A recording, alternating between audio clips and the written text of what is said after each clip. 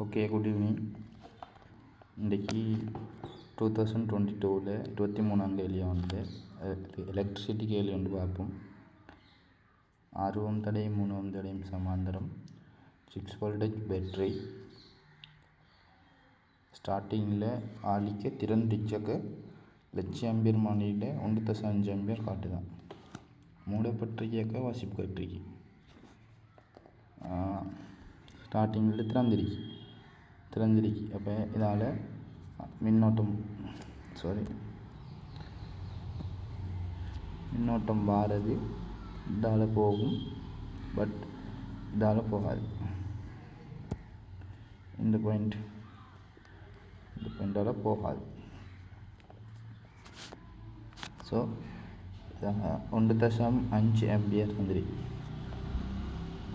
1.5 ampere 6 voltage தானே.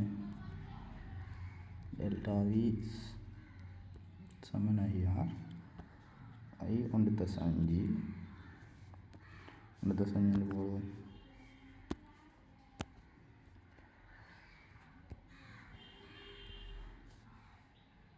Battery 6 voltage. அப்போ தடை எத்தனை வந்திருக்கணும்? R 4 ஓம் வந்திருக்கணும். R 4 ஓம்.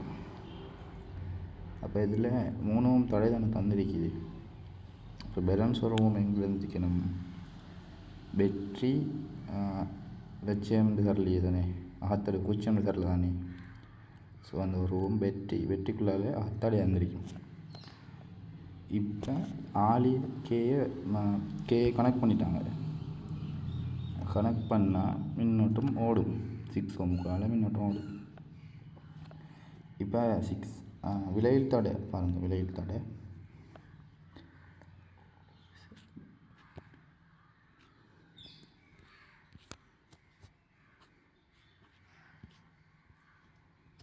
6 வோல்டேஜ், 6ம் 3ம் சமாந்தரம். ஸோ 2 ஓம்.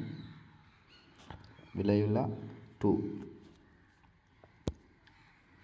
இப்போ அதில் இப்போ இதில் ஒரு ஓம் அகத்தடை இருக்குன்னு கண்டுவிட்டோம். ஸோ இப்போ அகத்தடையையும் விலையுள்ள ரெசிஸ்டனையும் கூட்டி மின்னோட்டத்தை கண்டால் சரி. டெல்டா வி தெரியும், ஆர் தெரியும். அதுதானே காணப்போகிறோம். டெல்டா வி 6 ஒரு ஓம் அகத்தடை, 2 ஓம் 6 3 சுருக்கணும்.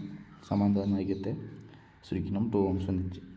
அப்போ 1 தொடர் அடைக்கி கூட்டுவோம். 6/3 2 ஆம்பியர்.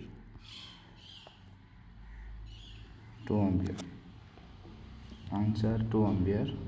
ஃபோர்த் ஆன்சர் வரும். 2022 23rd கொஸ்டின். மிச்சம் ஈஸியான கேள்வி உண்டு.